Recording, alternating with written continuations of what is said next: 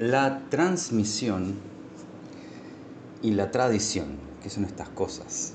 Y bueno, al ser nominalizaciones, el sentido, el significado puede variar incluso, pero establecerlo un poco nos da claridad sobre la práctica. En su sentido formal, la transmisión se refiere a una alineación estructural entre el arte del maestro y del alumno, o entre la enseñanza, o entre la tradición y el alumno y el estudiante. Eso genera una transmisión. Más que la simple incorporación de técnicas o de información, lo que empieza a dar es que en ese cuerpo-mente la práctica sostenida durante mucho tiempo empieza a abrir algo, ¿no? Y ahí se puede abrir una transmisión o una comprensión profunda también. Pero esto es algo más que conceptual. De hecho, las reflexiones dentro de la práctica espiritual no son como una forma de análisis, sino que son simplemente contrastar el relato con la experiencia, con la propia experiencia. Entonces, hay una resonancia, sensación, un aroma que se arma en torno a un maestro, una frecuencia, por decirlo así, y en las distintas iniciaciones y transmisiones se empieza esta configuración energética se empieza a ser evidente y tal vez por resonancia somática, por resonancia energética, el estudiante toma algo de esto, ¿no?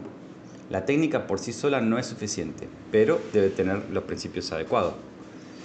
Entonces la transmisión es algo más sutil. Dentro de una relación de una enseñanza genuina, los puntos ciegos se vuelven gradualmente visibles.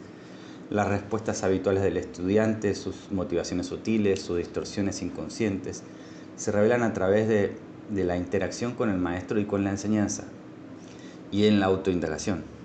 Como el estudiante responde a la corrección, o al elogio, o a la presión, o incluso a la ambigüedad, eso va a decir mucho. Eso expone una arquitectura profunda de la psiquis.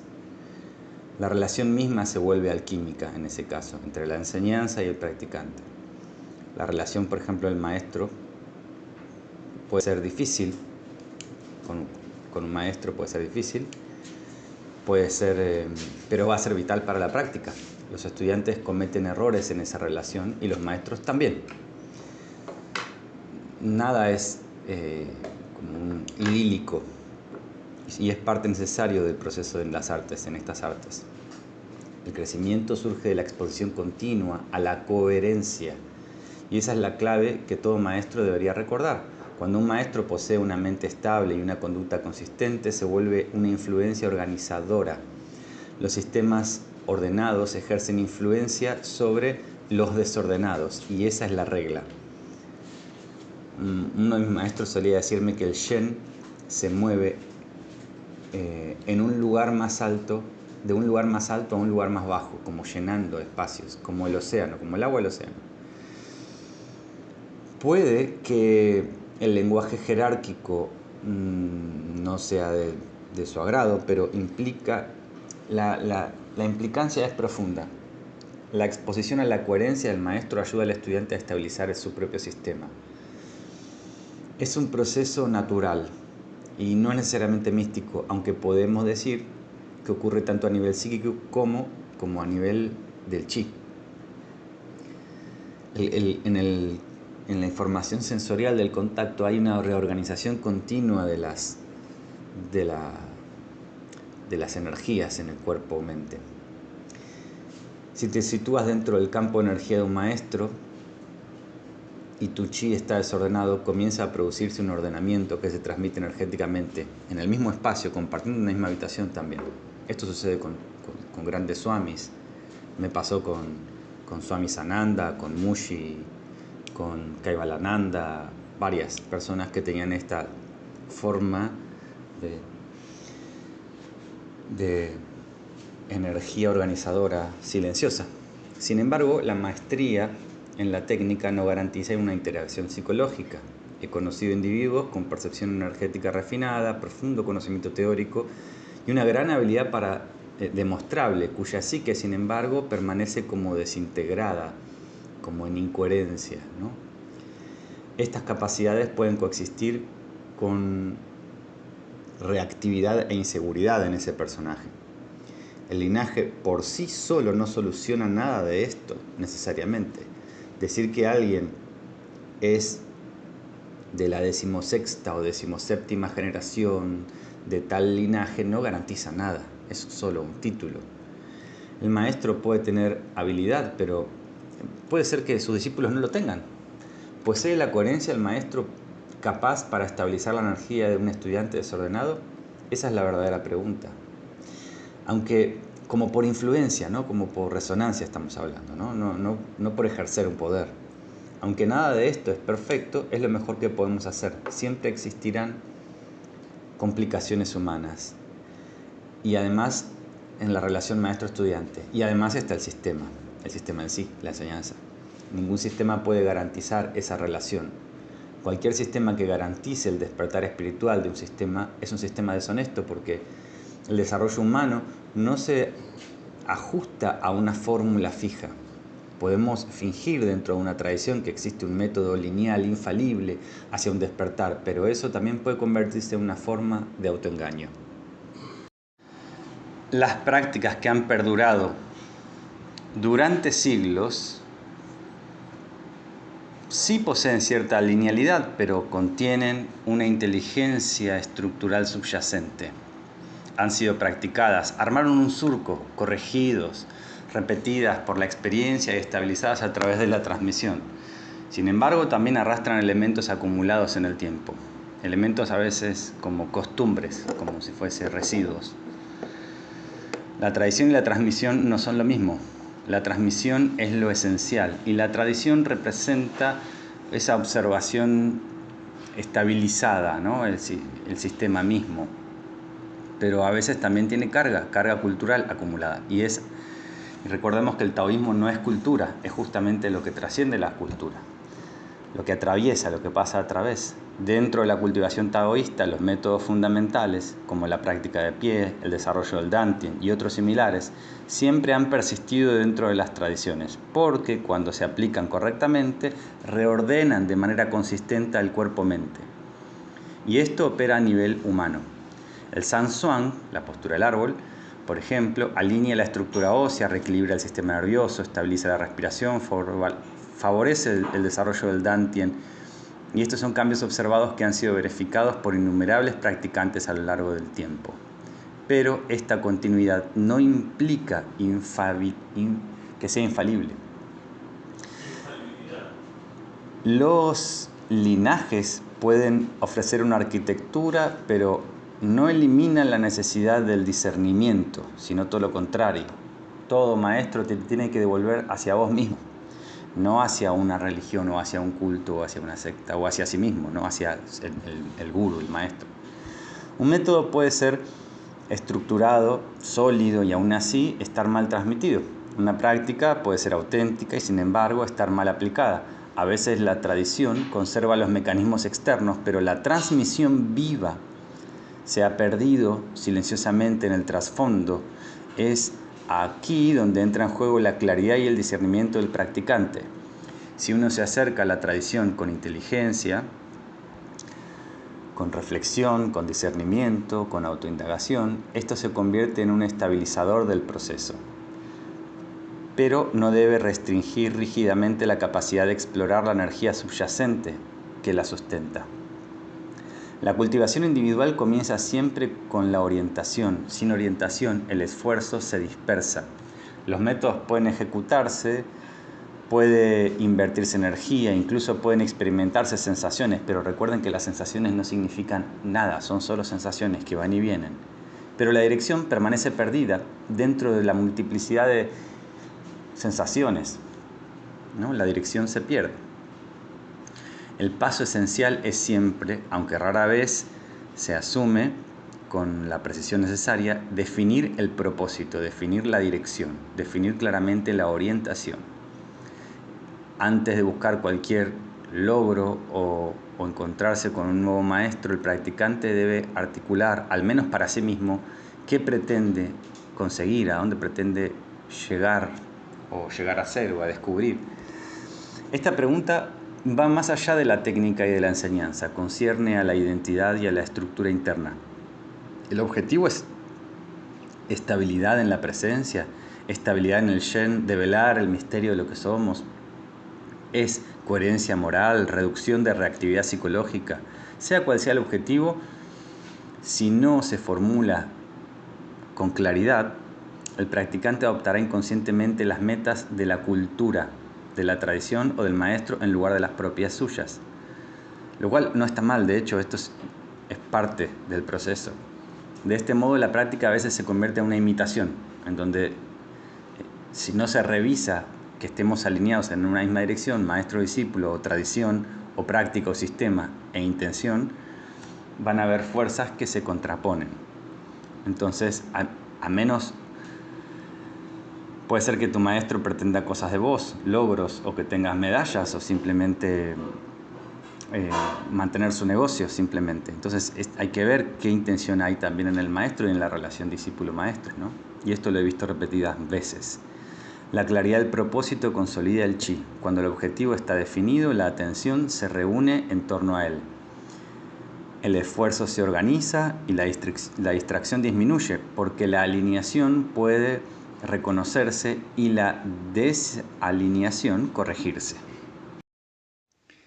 El objetivo no necesita ser necesariamente elaborado, muy complejo. Puede ser algo directo, volverse internamente más tranquilo, calmado, regular las emociones. Encarar tal vez una forma de ecuanimidad consistente, estabilizar la atención, la conciencia frente a la depresión o cualquier otro propósito legítimo. Lo importante es que una vez definido, las prácticas puedan evaluarse con inteligencia en lugar de repetirse por hábito o por una costumbre o repetición vacía. Es qué estoy entrenando, qué estoy desarrollando y tener mucha claridad en lo metodológico, ¿no? Desarrollando fuerza elástica, volumen, en torno a expresiones energéticas. Por ejemplo, tu práctica de pie estabiliza la estructura, regula el sistema nervioso. Si es así, eso es lo que buscabas. La regulación respiratoria calma el corazón y estabiliza el Shen. Si es así, ¿era eso lo que querías? Tu práctica realmente apoya tu propósito o simplemente la estás haciendo por inercia. Entrar ciegamente en una práctica sin orientación significa no tener un objetivo o una dirección clara. En el mejor de los casos, estarás siguiendo el objetivo de tu maestro, que puede haber tomado tu camino sin una intención consciente. Y eso puede llevarte a cualquier lugar, si el maestro es honesto, si el maestro tiene profundidad, si el maestro, bueno, va a depender de él ya. Y en el peor de los casos simplemente estarás dando vueltas sin ninguna dirección. Este proceso requiere honestidad y es posible acumular métodos sofisticados mientras se deja intacto el estado central, debido a la falta de orientación hacia el objetivo. Y este es el camino para comprender cómo lograr que el gong influya sobre el de, sobre la virtud, con el tiempo. Tanto tu objetivo como los métodos que lo respaldan, los ejercicios que utilizás, pueden cambiar, pueden refinarse y eso está bien. Ese refinamiento es natural, el desarrollo interno se despliega en etapas y lo que pareciera esencial en las primeras fases de tu entrenamiento puede volverse innecesario más adelante. No hay nada de malo en ello. No deberías estar practicando exactamente lo mismo que al inicio de tu camino que cuando ya has avanzado profundamente en él. Incluso tu objetivo, tu orientación puede cambiar, pero ese cambio debe ser consciente y consistente. Lo que importa es la continuidad de la claridad, no la naturaleza específica del objetivo, sino la continuidad de la claridad. Cuando el objetivo se despliega de manera consciente, el desarrollo se despliega correctamente. La proyección disminuye porque la dirección es elegida y no simplemente tomada ciegamente por el maestro, lo cual no está mal en cierta instancia y en cierto contexto. Y la comparación con los demás se reduce, porque tu progreso no se mide en quién tira al suelo a quién, se mide por tu propia orientación, ¿no? Por tal vez esto de buscar la calma mental, la regulación de las emociones, sin ninguna necesidad de exhibición interna o logros y medallas. En términos taoístas, la alineación del objetivo precede al logro. Cuando la intención se estabiliza, el chi lo sigue. Luego, esto se transforma en atención más que en mera intención. Comienza a clarificarse y tu práctica adquiere mayor grado de coherencia. Cuando tu práctica alcanza ese nivel de coherencia, eso mismo se convierte en el camino. El camino no es apresurado, no es algo que deba forzarse, pero es definido y deliberado. El taoísmo es el modelo del camino. Esa es la vía para alcanzarlo. Definir tu objetivo no limita la cultivación. Este es un error muy común. En realidad la estabiliza, ¿no? El pensar que de ir a la deriva y girando en círculos es el modo adecuado, ¿no? Plantear ciertas direcciones con claridad. Desde la base de un objetivo claramente definido, los métodos operan dentro de un contexto y verificable, y ese contexto es esencial. Sin definición, tu práctica simplemente va a ir a la deriva. Y entonces no importa qué método o transmisión tengas, terminará perdiéndose. La cultivación interna no se despliega como una carrera hacia el poder. Debe proceder como una organización constante, como una armonía constante, una integración progresiva de la personalidad y el ser, en el cual se funde, se disuelve. El lenguaje de la alquimia, el refinamiento del Xing, el desarrollo del Qi, el refinamiento del Shen, describen los procesos de esta estructuración. No de simple acumulación de más Qi, de más Xing y de más y de más y de más Shen. No se trata de eso. Se trata de armonización de cualidades internas. Se trata de relación, armonización de la relación. Lo que se reorganiza es el entorno interno. Lo que se estabiliza genera un excedente de energía como un subproducto, pero no debemos pensar que es algo que simplemente hay que acumular, como si estuviésemos desarrollando más músculo, más grasa muscular, o más grasa, ¿no? No es acumular. La capacidad energética y la habilidad pueden seguir a lo largo de este camino o no, pueden no surgir. Esto es algo que a menudo no se comprende y he tenido estudiantes que me dicen, no, estoy hace 5 años y no logré acumular o emitir energía, pero bueno, que vos puedas o no emitir, y cuando puedas, si es que lo haces, va a depender del modo en el que se refina la transmisión en tu persona, y las cualidades que desarrollas pueden ser distintas a las mías. Pero no puedo enseñarte en sí a emitir energía. Nadie puede realmente hacerlo. Cualquier maestro que diga que puede te está mintiendo, porque la capacidad energética puede surgir a lo largo del camino o puede no surgir. Hay una inteligencia incluso detrás de esto. El trabajo del maestro es refinar aquello que surge naturalmente en aquello que estás haciendo. De ese modo, el logro de cada estudiante no es el mismo, porque lo que surge de tu camino, de tu orientación, no es necesariamente lo que surge del mío. La aparición de esta capacidad energética no confirma ni niega ninguna madurez psicológica por parte del practicante. El poder surge, las habilidades surgen como un efecto secundario y son como un subproducto de lo que haces. No el factor causal, no es el desarrollo moral psicológico.